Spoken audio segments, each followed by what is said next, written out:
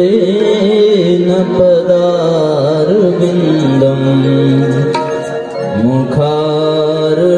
मुखारविन्देन विनिवेशयन्तम् वटस्य पत्रस्य पुटे शयामि बालं मुकुन्दं मनसा स्मरामि बालं मुकुन्दं मनसा स्मरामि श्रीकृष्ण गोविन्द हरे मुरारे हे नाथ नारायण वासुदेव जिह्वे पिबस्वामृतमेतदेव गोविन्द दामोदर माधवेति गोविन्द दामोदर माधवेति विक्रेतु कामा किल गोपकन्या मुरारिपादा चित्तचेतवेति दध्यादिकं वो अवसादो जप गोविन्द दामोदर माधवेति गोविन्द दामोदर माधवेति गृहे गृहे गोपवधूगणम्बा सर्वे मिलित्वा समवाप्ययोगम् पुण्यानि नामानि पठन्ति नित्यम् गोविन्द दामोदर माधवेति गोविन्द दामोदर माधवेति सुखं शयाना निलये निवेति नामानि विष्णो प्रवदन्ति मर्त्या तेहि श्रितं तनं मयतां वदन्ति गोविन्द दामोदर माधवेति गोविन्द दामोदर माधवेति जिह्वे सदैवं भज सुन्दराणि नामानि कृष्णस्य मनोहराणि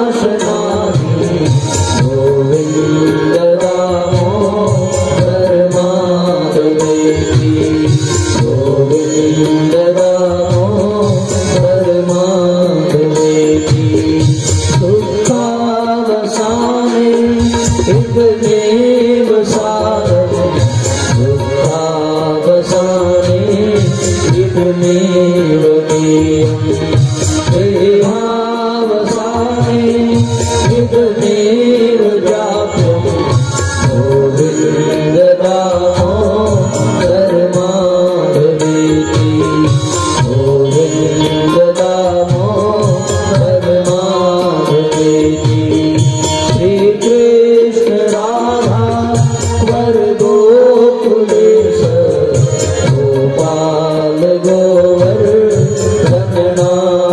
विष्णु जिह्वे पिबस्वामृतमेव देव गोविन्द दामोदर माधवेति गोविन्द दामोदर माधवेति हे कृष्ण हे राघव हे सखेति गोविन्द दामोदर माधवेति गोविन्द दामोदर माधवेति भज मन राधे गोविन्दा भज मन राधे गोविन्दा भज मन राधे गोविन्दा भज मन राधे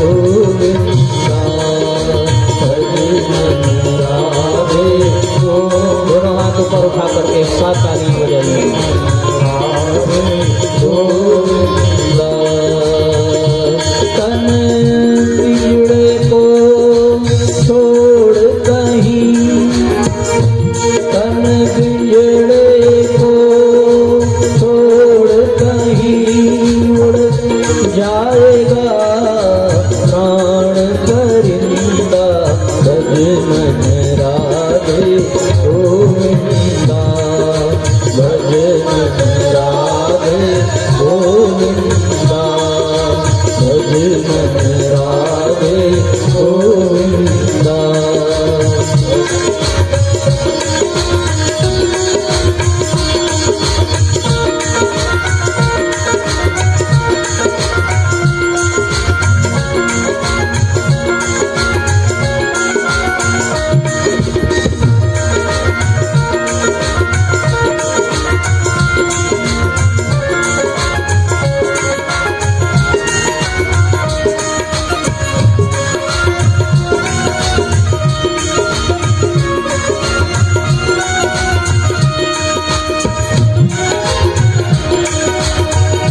झूठी सारी दुनियादारी झूठा तेरा मेरा रे झूठी सारी दुनियादारी झूठा तेरा मेरा रे आज रुके कल चल देगा ये योगी वाला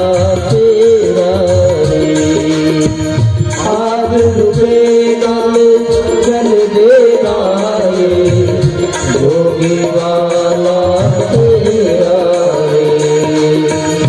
भेदभाव को छोड़ के बदले भेदभाव को छोड़ के बदले मत कर तू कर निंदा भज मन राधे गोविंदा भज मन राधे गोविंदा गोविंदा गोविंदा गोविंदा गोविंदा गोविंदा गोविंदा भज मन राधे गोविंदा भज मन राधे गोविंदा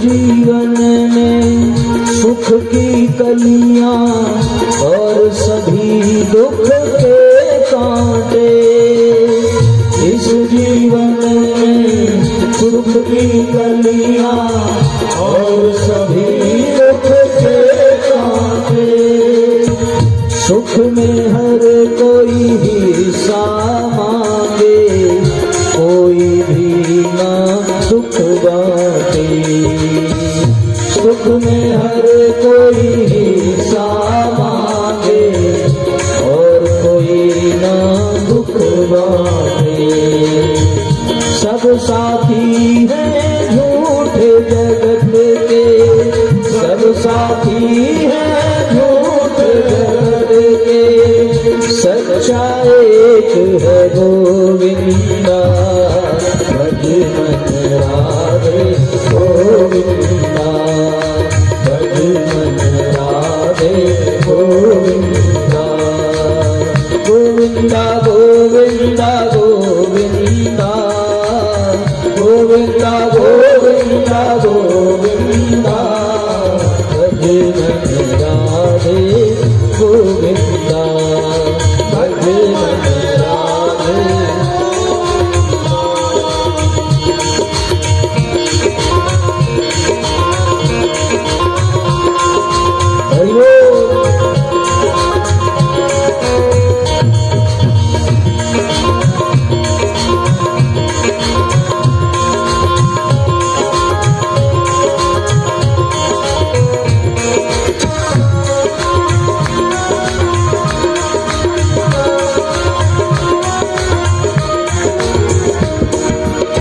इस चादर को बड़े जतन से ओढ़े दास कबीरा रे। इस चादर को बड़े जतन से ओढ़े दास कबीरा रे। इसे पहने विष पान कर गई प्रेम दीवानी मीरा रे। इसे पहने विष पान कर गई प्रेम दीवानी मीरा रे। इस चादर को पाप करने से, इस चादर को पाप करने से मत कर तू अब गंदा। भज मन राधे गोविंदा, भज मन राधे। दोनों हाथ ऊपर उठाइए, एक साथ तालियां बजाइए। गोविंदा गोविंदा गोविंदा गोविंदा गोविंदा गोविंदा गोविंदा। भज मन राधे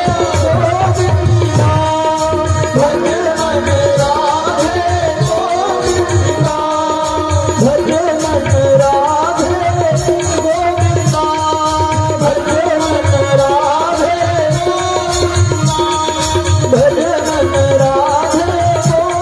गोविंदा, भज मन राधे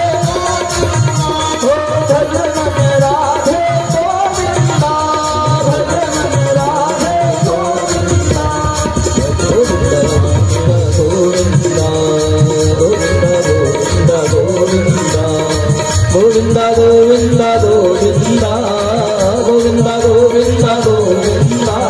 भज मन राधे गोविंदा, भज मन राधे गोविंदा। दोनों हाथ ऊपर उठाकर एक साथ बजाते हुए भज मन राधे गोविंदा, भज मन राधे गोविंदा, भज मन राधे गोविंदा, भज मन राधे गोविंदा, भज मन राधे गोविंदा, भज मन राधे गोविंदा।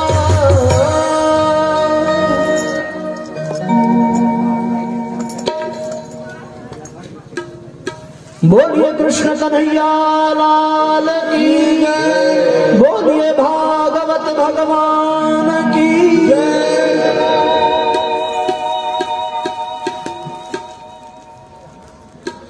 परमपिता परमेश्वर अपने भक्तों पर अकारण करुणा करने वाले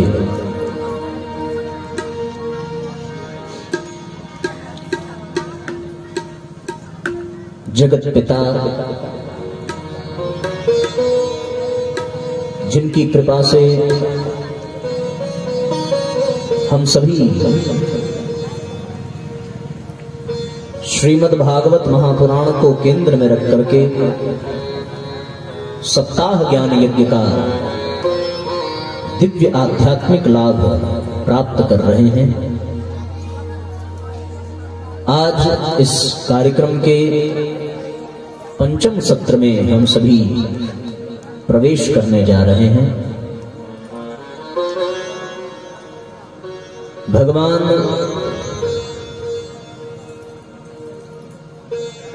जब अपने भक्तों पर प्रसन्न होता है तो उन्हें सत्संग का दिव्य लाभ प्रदान करता है। बिन हरि कृपा मिलन नहीं संता, और बिना सत्संग के विवेक नहीं होता, बिना विवेक के व्यक्ति का उत्थान नहीं होता। 84 लाख योनियों में भटकते भटकते मनुष्य जब इस योनि में पहुंचता है, जीव जब मनुष्य योनि को प्राप्त करता है तो उसके पास दो रास्ते होते हैं। एक रास्ता उसे उत्थान की ओर ले जाता है और एक रास्ता उसे पतन की ओर ले जाता है। अन्य योनियों के पास दो रास्ते नहीं हैं। अन्य योनियां भोग योनि में हैं, उनको तो भोगना ही है, पर मनुष्य योनि जो है वो योग योनि में है। यहां मनुष्य योनि प्राप्त करने के पश्चात व्यक्ति दो राहे पर आकर के खड़ा हो जाता है। जैसे पृथ्वी आकाश और पाताल के बिल्कुल मध्य में है। नीचे जाइए तो पाताल, ऊपर जाइए तो आकाश। यद्यपि इस ब्रह्मांड में 14 लोक हैं, 7 लोक नीचे और 7 लोक ऊपर।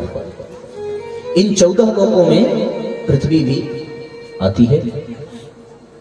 पृथ्वी के नीचे तल, वितल, सुतल, तलातल, रसातल, पाताल, उसके नीचे। अभी कुछ दिन पहले मैं एक स्वाध्याय के अंतर्गत पुस्तक पढ़ रहा था। गुरुजी ने लिखी है समस्त विश्व को भारत का अजस्त्र अनुदान। पढ़ी है? नहीं पढ़े हो तो पढ़िएगा।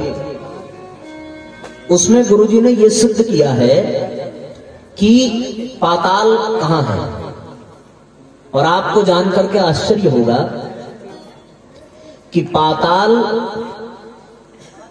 वो स्थान है जिस स्थान को आज हम अमेरिका के नाम से जानते हैं।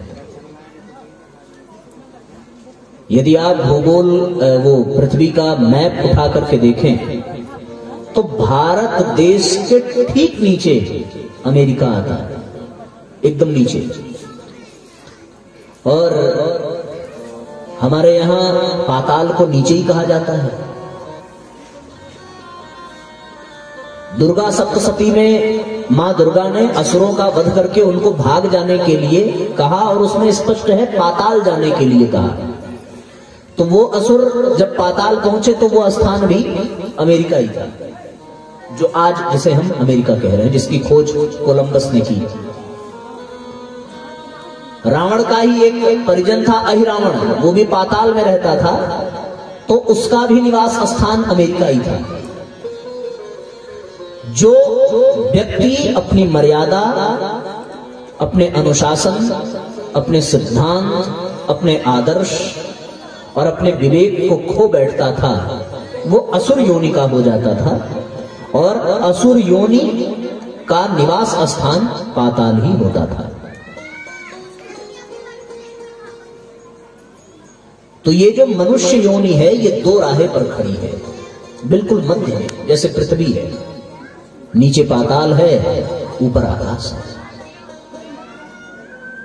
मनुष्य भी दो राहें पर है, उसके पास दोनों संभावनाएं हैं। यदि वो ऊपर उठना चाहे तो उठ सकता है, और यदि वो नीचे गिरना चाहे तो वो गिर सकता है। जितनी भी पशु पक्षियों की योनियां हैं वो सब मनुष्य योनि से नीचे की योनि है। भगवान ने जब ये संकल्प लिया कि एको हम बहुश्यामी, तो उन्होंने अपने से अलग किया इन आत्माओं को, और उन आत्माओं की जीवन यात्रा प्रारंभ होती है जड़ योनि से। राधे श्याम रामायण में एक उल्लेख है कि वृक्षों में होती एक कला, दो होती कीट आदिकों में, पक्षी दल में है 3 कला, होती है 4 चौपालों में।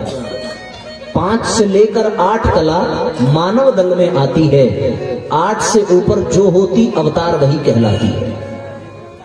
तो जीवन यात्रा एक कला से प्रारंभ हो रही है, और एक कला जो है वो जड़ योनि में है। जितने भी वृक्ष हैं, जितने भी पौधे हैं, जितने भी फूल पत्तियां हैं, वो सब जड़ योनि में आते हैं। तो इन वृक्ष पादपों के रूप में जीव पहली बार इस धरती पर आता है। उसके बाद उसकी यात्रा प्रारंभ होती है, और उसकी यात्रा प्रारंभ होती है तो फिर वो जब जड़ योनि को पार करता है, एक कला से ऊपर उठा 2 कला में, तो दूसरी कला के जो प्राणी हैं, 2 कला के, वो कीट आदि कीड़े मकोड़े जो नालियों में होते हैं, जो रेंगते हैं, वो 2 कला के होते हैं। थोड़ा सा ऊपर बढ़े, जीवन यात्रा अब ऊपर ऊपर उठने लगी। तो पहले वृक्ष यानी जड़ योनि में, फिर कीड़े मकोड़े की योनि मिली, मच्छर, मक्खी, मधुमक्खी आदि की योनियां प्राप्त की। उनसे ऊपर उठे तो फिर पक्षियों की योनि प्राप्त होती है। पक्षी बने, अलग अलग पक्षियों में भी कई प्रकार के हैं। तो उन सब योनियों से होते हुए जो चौथी योनि है पक्षियों से ऊपर, वो होती है पशुओं की। पशुओं में सर्वोत्तम योनि है गाय की, गौ माता की। गौ माता की योनि पार करके तब जीव मनुष्य योनि में पहुंचता है। तो मनुष्य योनि के नीचे ही ये सारी योनियां हैं। अब मनुष्य योनि में दो रास्ते निकल करके, इन योनियों के पास कोई दो रास्ते नहीं है, इनके पास एक ही रास्ता है कि इनको अपने स्तर को धीरे धीरे धीरे धीरे बढ़ाना है। और इनका स्तर कब बढ़ेगा? इनका स्तर तब बढ़ेगा जब ये परमात्मा के अनुशासन का पालन करें। और भगवान का अनुशासन क्या है? यदि एक वाक्य में कहा जाए तो परमात्मा का अनुशासन केवल और केवल इतना है कि उनके द्वारा भेजे गई जितनी भी जीवात्माएं हैं, वो जीवात्माएं इस संसार को, जो भगवान का क्रीड़ांगन है, जो भगवान के खेल कूद का आंगन है, जो भगवान का परिवार है, जो भगवान का परिकर है, धरती भगवान की पत्नी है, विष्णु पत्नी नमस्तुभ्यम, और जितने भी जीव हैं वो सब भगवान की ही संतान हैं। तो प्रत्येक जीव के लिए भगवान का एक ही अनुशासन, एक ही आदेश है कि वो यहाँ आकर के इस समाज को, इस संसार को अत्यधिक सुंदर बनाने में अपना योगदान करेगा। वो अपनी, उसके पास जितनी भी पात्रता, जितनी भी योग्यता, जितनी भी क्षमता है, उससे वो समाज की सेवा करे, समाज का कल्याण करे, समाज के काम आवे। ये भगवान का अनुशासन है। और यदि कोई ये कहता है कि मैं इस योग्य नहीं हूं, तो ये बात सत्य नहीं है, क्योंकि यदि तुम योग्य ना होते तो इस समाज में ही ना होते। सच्चाई ये है। तो भगवान के यहां से जीव निकला, जड़ योनि में पहुंचा, उसी पल उसने भगवान के अनुशासन को स्वीकार किया और भगवान के अनुशासन को मान करके वो समाज सेवा में लग गया। समाज सेवा में लगा तो उसका स्तर उठने लगा। यदि वो समाज सेवा में न लगता, समाज से कुछ लेने लगता, तो फिर उसका स्तर उठने की बजाय और अधिक गिरने लगता। यदि आपको अपने स्तर को उठाना है, अपने आप को ऊपर तक ले जाना है, तो आपको दूसरों के काम आना पड़ेगा। सीधा सा फंडा यही है। तो जड़ योनि में आया वो जीव और समाज के काम आने लगा। वृक्ष समाज के काम आता है। जितना समाज की सेवा ये वृक्ष करता है, उतना शायद ही कोई करता हो। हमारे गायत्री परिवार में युवा प्रकोष्ठ ने और बड़े बड़े वैज्ञानिकों ने भी एक मूल्यांकन किया कि एक वृक्ष अपने पूरे जीवन काल में इस समाज को कितना देता है, और जितना वो देता है उसको यदि संपत्ति के परिप्रेक्ष्य में देखा जाए तो एक वृक्ष अपने जीवन काल में इस समाज को 22 करोड़ की संपत्ति देकर के जाता है। जन्म लेने, बीज से लेकर के जब वो वृक्ष बनता है और उसका जो कार्यकाल समाप्त होता है, तब तक वो 22 करोड़ रुपए का कार्य कर देता है इस समाज के लिए। कैसे? अपनी लकड़ियों के माध्यम से, अपने ऑक्सीजन के माध्यम से, उतना ज्यादा कार्बन डाइऑक्साइड सोखने के माध्यम से, अपने वृक्षों की छाल से, औषधि के माध्यम से, अनेकानेक निराश्रितों के आश्रय के माध्यम से, लाखों करोड़ों कीट पतंगों के घर के रूप में वो वृक्ष खड़े रहते हैं। वो समाज की सेवा करते हैं। और भगवान जब ये देखते हैं कि ये जड़ योनि में रह करके भी समाज की सेवा कर रहा है, तो भगवान को प्रसन्नता होती है। बोलते हैं अब इसका प्रमोशन होना चाहिए, और फिर उसका प्रमोशन होता है। प्रमोशन हुआ तो वही जड़ योनि का जो जीव था वो अब कीड़े मकोड़े की योनि में आ गया। फिर भगवान देखते हैं कि ये दूसरे के काम आ रहा है कि नहीं आ रहा है। तो भगवान ने जब ये देखा कि कीड़े मकोड़े होकर के भी ये दूसरों के काम आ रहा है, पूछो कैसे? मधुमक्खी, वो बेचारी जीवन भर अपने लिए छत्ता लगाती है, पर उसके छत्ते से निकलने वाले शहद का लाभ ये समाज ही लेता है।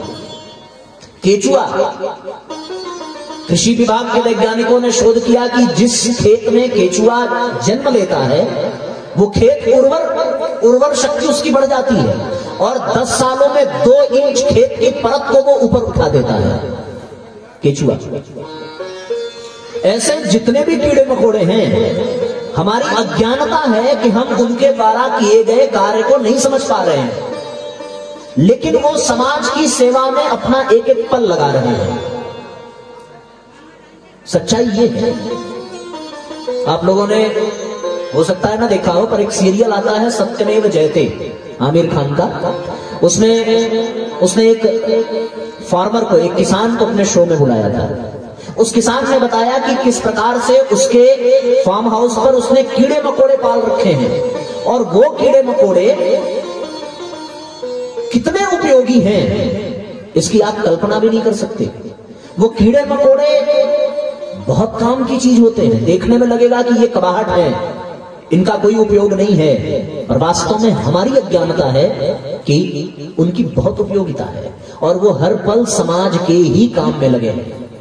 अच्छा ये बताओ, दूध से दही बनता है, तो दही कैसे बनता है? किसी बैक्टीरिया के कारण। अब वो बैक्टीरिया अगर ना होता तो तुम कभी दही का आनंद ले पाते? तो आए ना काम। वो बड़े काम की चीज है।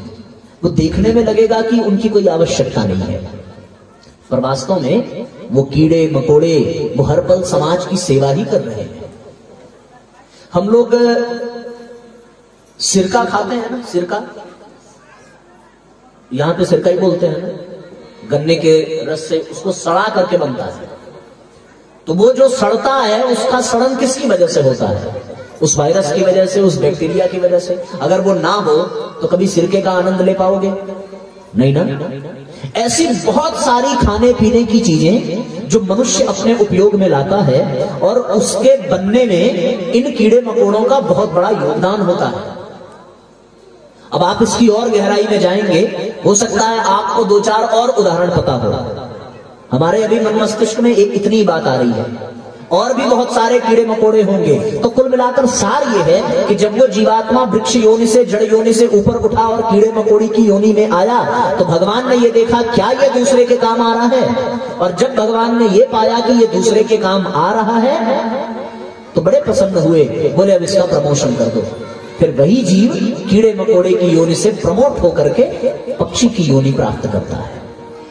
पक्षी की योनि में आया। अब बताओ, पक्षी दूसरे के काम आ रहा है कि नहीं? सीधी सी बात है। हमारे यहां तो पक्षियों के ऊपर गाना ही बना हुआ है, गा के सुनाऊं?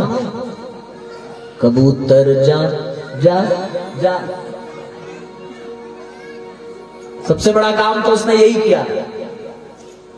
भले ये कल्पना हो, पर कभी न कभी ये सत्य अवश्य रहा होगा कि पक्षी एक स्थान से दूसरे स्थान तक संदेश ले जाते थे, ले आते थे।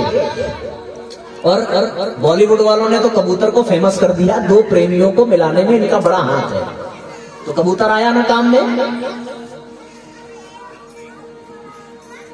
हम लोग कौवे को बड़ा कर्कश कहते हैं, पर अभी अभी शोध हुआ, कौवा भी बड़ा उपयोगी है हमारे वातावरण के लिए, हमारे पर्यावरण के लिए। क्योंकि कौवा अक्सर पीपल और बरगद के पेड़ पर बैठता है, और उस पे बैठ करके उसकी छाल खाता है। उसकी छाल खा करके वो बीट करता है, और उसके बीट करने पर अपने आप पीपल और बरगद के वृक्ष उग जाते हैं। आपने देखा होगा, पीपल और बरगद के पेड़ लोग कम ही लगाते हैं, फिर भी वो उगे रहते हैं। अरे उसके लिए तो उपजाऊ जमीन भी नहीं चाहिए। आजकल घर की दीवार और छतों की दीवार पर भी वो उग जाते हैं। पता किया कैसे? ये कैसे संभव हुआ? कहां से उसका बीज आया? वो उस काले कौवे की वजह से, वो कर्कश की वजह से। हम लोग कहते हैं कौवा बोल रहा है, कोई आने वाला है। अरे कोई आने वाला है, इसका मतलब क्या? इसका मतलब वो कोई जीव ही है जो आने वाला है, और वो वटवृक्ष के रूप में, पीपल के रूप में आपके घरौंदे पर, आपके छत पर, छज्जे पर, अथवा बगल में दीवार पर वो पीपल के पौधे को उगा देता है कौवा। सोचो कितना काम का है। मोर के बारे में क्या कहें? मोर की नाच देखने के लिए पूरी दुनिया रुक जाती है, और मोर के नृत्य पर साधारण आदमी को तो छोड़ो, हमारे कन्हैया रीझ गए। बोले वाह भाई वाह, तुमने क्या डांस किया, अब तुम्हारा पंख मैं अपने मुकुट में लगाऊंगा। तो पक्षी योनि में भी जो होते हैं वो समाज का काम ही करते हैं। इन पक्षियों के द्वारा बीट करने पर हमारे खेतों की उपजाऊ शक्ति बढ़ती है, वो समाज के काम आ रहे हैं। ऐसे अनेकों पक्षी हैं और वो सब के सब अपनी अपनी उपयोगिता, अपनी अपनी उपादेयता के लिए प्रसिद्ध है। पक्षी योनि में भी वो बड़े काम की चीज, भगवान ने ये देखा कि ये भी समाज का कल्याण कर रहे हैं, तो इनको भी अब प्रमोट करना चाहिए। ऊपर बैठा हुआ सबका बॉस है और वो नीचे वाले को देखता रहता है कि कौन कितना बढ़िया परफॉर्मेंस कर रहा है। और करना क्या है, केवल इस समाज को हम जितना सुंदर बना सके, जितना सुसज्जित बना सके, जितना श्रेष्ठ बना सके, जितना उत्कृष्ट बना सके, तो इन पक्षियों ने अपना योगदान दिया, तो भगवान ने उसको भी प्रमोट किया। अब वही जीव आ गया पशु योनि में।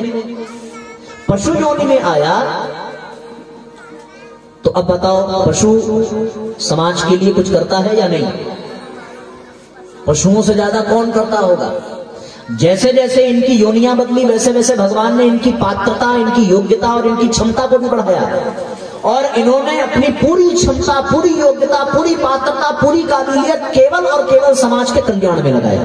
केवल एक सूत्रीय कार्यक्रम कि हमारे पास जो कुछ भी है हम इस समाज को देंगे, बिना किसी स्वार्थ के, बिना किसी बदले की भावना के, केवल हम समाज का काम करेंगे। और सबने किया। प्रत्येक पशु समाज के काम में, मनुष्यों की सेवा में अपने आप को लगाता चला गया।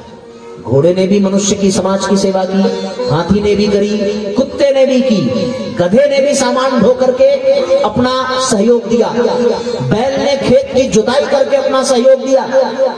गाय के उपयोगिता के बारे में कोई संदेह ही नहीं कर सकता। उसने तो इतना दिया कि हमने उसे मां की संज्ञा दी। जितनी एक मां करती है उतना ही वो गाय हमारे लिए उपयोगी है। प्रत्येक पशु ने हमारे लिए अपनी अपनी भूमिका निभाई। हम किसी पे उंगली नहीं उठा सकते कि तुमने इस दुनिया में क्या किया। अगर वो दुनिया में कुछ करने लायक ना होता तो इस दुनिया में उसका कोई स्थान ना होता। सच्चाई ये है। लेकिन अगर उसका स्थान इस दुनिया में है तो इसका मतलब ये है कि वो भगवान के बनाए इस संसार में बड़ा उपयोगी है, वरना उसको भगवान रहने नहीं देते। तो पशुओं ने भी समाज की बड़ी सेवा की। भगवान प्रसन्न हुए, कहने लगे बड़ी अच्छी बात है। पशुओं को भी प्रभु ने प्रमोट किया। चलो भाई, तुम्हारा फिर से प्रमोशन होगा, अब तुमको आगे की गति संभालनी है। फिर भगवान ने बहुत विचार करके कि इस दुनिया को मैं अवश्य चला रहा हूं, इस दुनिया को संभाल रहा हूं, दुनिया में कोई दिक्कत आ रही है तो उसको हम ठीक कर रहे हैं, लेकिन मेरे न रहने पर इस दुनिया को संभालने वाला कोई चाहिए। तो ऐसा कौन हो सकता है? भगवान ने देखा कि मेरे न रहने पर पशु समाज के काम अवश्य आ रहे हैं पर वो संभाल नहीं सकते, पक्षी संभाल नहीं सकते। इसलिए भगवान ने एक और योनि बनाई जिसमें अपनी पूरी ताकत लगा दी और पूरी शक्ति लगा करके उन्होंने सबसे श्रेष्ठ योनि बनाई, और उस योनि को हम लोग मनुष्य के नाम से जानते हैं। सबसे श्रेष्ठ सर्वोत्कृष्ट कृति परमात्मा की यदि कोई है इस संसार में तो वो केवल और केवल मनुष्य जाति है। मनुष्य योनि सबसे बड़ी योनि है। और भगवान ने जितनी अपने भीतर शक्ति है उतनी शक्ति मनुष्य को दे दी कि जो मेरा सो तुम्हारा, तुम हमारे पुत्र हो, और पुत्र होने के नाते पिता की पूरी संपत्ति पुत्र की होती है। तो भगवान की जितनी भी शक्ति है, जितनी भी संपत्ति है, सब मनुष्य को दे दिया। और पशुओं ने जब अच्छा काम किया, समाज का काम किया, तो भगवान ने उनको प्रमोट किया और प्रमोट करके इंसान बना दिया।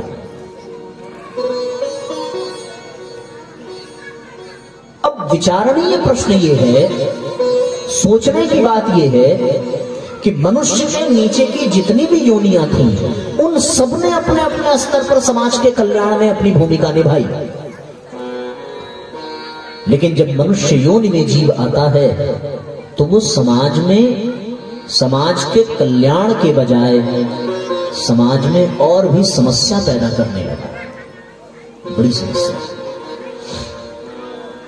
अब दुनिया में जितनी भी समस्या है, वो समस्या कभी आप देखें तो उसके केंद्र में कोई ना कोई मनुष्य ही है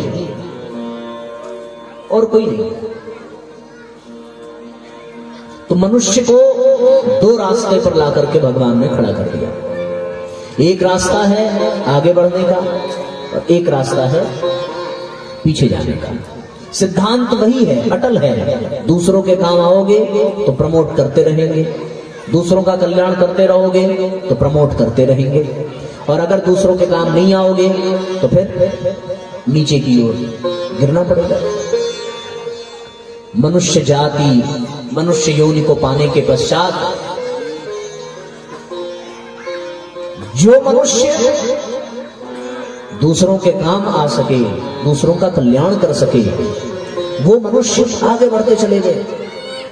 फिर वो मानव से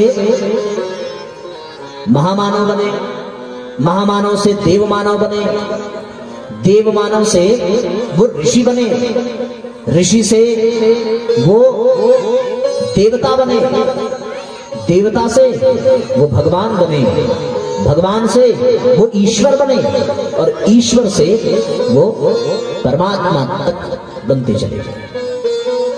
है तो ये जीवात्मा ही। ये जीवात्मा यदि भगवान के आदर्शों पर चले, भगवान के सिद्धांतों पर चले, तो यही जीवात्मा पहले आत्मा बनती है, और फिर ये आत्मा महात्मा बनती है, फिर ये महात्मा इनका स्तर और बढ़ा, और बढ़ते बढ़ते ये परमात्मा तक बन जाती है। पर यदि ये मनुष्य दूसरे के काम ना आया और केवल समस्या ही पैदा करता रहा, तब इसकी स्थिति देखो क्या हुई। तब ये मनुष्य नीचे की ओर गिरता है, और नीचे की ओर गिरने पर ये बनता है नरपिशाच, प्रेत, भूत, पलित, राक्षस, असुर बनता चला जाता है। नरपशु, नरपिशाच, ये नीचे की योनियां है, ये मनुष्य ही। ध्यान देना, राक्षस भी मनुष्य योनि में ही आएगा, असुर भी मनुष्य योनि में ही आएगा। जितने भी भूत, प्रेत, पिशाच हैं, जितनी भी चुड़ैल होंगी, वो सब मनुष्य योनि में आएंगी। ये योनि मनुष्य की ही है, पर अपने कर्म के नाते, अपने स्वभाव के नाते, अपने चरित्र के नाते कोई ऊपर उठ जाता है और कोई नीचे गिर जाता है। तो मनुष्य जन्म पाने के पश्चात दो रास्ते हैं। एक रास्ता ऊपर की ओर ले जाता है, एक रास्ता नीचे की ओर ले जाता है। एक रास्ता पहाड़ पर चढ़ाता है, एक रास्ता खाई में ले जाता है। एक रास्ता उत्थान की ओर ले जाता है, एक रास्ता पतन की ओर ले जाता है। एक रास्ता महानता की ओर ले जाता है, एक रास्ता नीचता की ओर ले जाता है। एक रास्ता उत्कृष्टता की ओर, एक रास्ता निकृष्टता की ओर। एक रास्ता देवताओं की ओर, एक रास्ता असुरों की ओर। एक रास्ते पर सुख, शांति, चैन, मोहब्बत, ये सब है, और दूसरे रास्ते पर स्वार्थ, क्लेश, कलह, क्रोध, ये सब है। एक रास्ते पर आनंद है और एक रास्ते पर केवल दुख है, तड़प है, दर्द है। एक रास्ते पर चलने पर भगवान को पाने की छूट है, और एक रास्ते पर चलने पर शैतान बनने की पूरी छूट है। मनुष्य इस योनि में है, हम और आप जिस योनि में हैं, बिल्कुल दो राहे पर खड़े हैं, और इस बीच में खड़ा हुआ व्यक्ति यदि जरा सी लापरवाही करे तो वो गिरते गिरते राक्षस बन जाएगा, पशु बन जाएगा, और जरा सी सावधानी बरते तो वो उठते उठते भगवान बन जाएगा। बस यही अवतार की प्रक्रिया है। यदि हमने अवतार की इस प्रक्रिया को समझ लिया तो हम अपने भीतर भी भगवान को अवतरित कर सकते हैं। इतनी सी बात है, यही अवतार की प्रक्रिया है। क्यों? क्योंकि मनुष्य से ऊपर के जितने भी हैं सब अवतार ही हैं। 5 से लेकर 8 कला मानव तन में आती है, और 8 से ऊपर जो होती है अवतार वही कहलाती है। तो ये 8 से जो ऊपर हुई, ये कहीं बाहर से नहीं आई, ये यहीं से आई, और इसी ने अपने आप को विकसित किया, और विकसित करते करते वही अवतार कहलाता है, वही भगवान बनता है। भगवान कहीं ऊपर से नहीं आता, भगवान कहीं बाहर से नहीं आता, हमारे और आपके बीच में ही कोई भगवान बन जाता है। पर कैसे? अपने भीतर की उत्कृष्टता को बढ़ाते बढ़ाते वो भगवान बन जाता है। मैं सत्य कहता हूं, यदि तुम राम अवतार के समय रहे होते तो तुम्हें भगवान राम में भगवान कभी नहीं दिखाई देता। लगता कि ये कोई राजा है अयोध्या के, दशरथ के पुत्र हैं। क्यों? क्योंकि हमारे और उनमें अंतर क्या है? कोई अंतर नहीं है। दो हाथ तुम्हारे भी, दो हाथ उनके भी, दो पैर तुम्हारे, दो पैर उनके, दो आंख, कान, नाक, समस्त ज्ञानेंद्रियां, समस्त कर्मेंद्रियां जैसे तुम्हारी वैसी ही तो राम और कृष्ण की।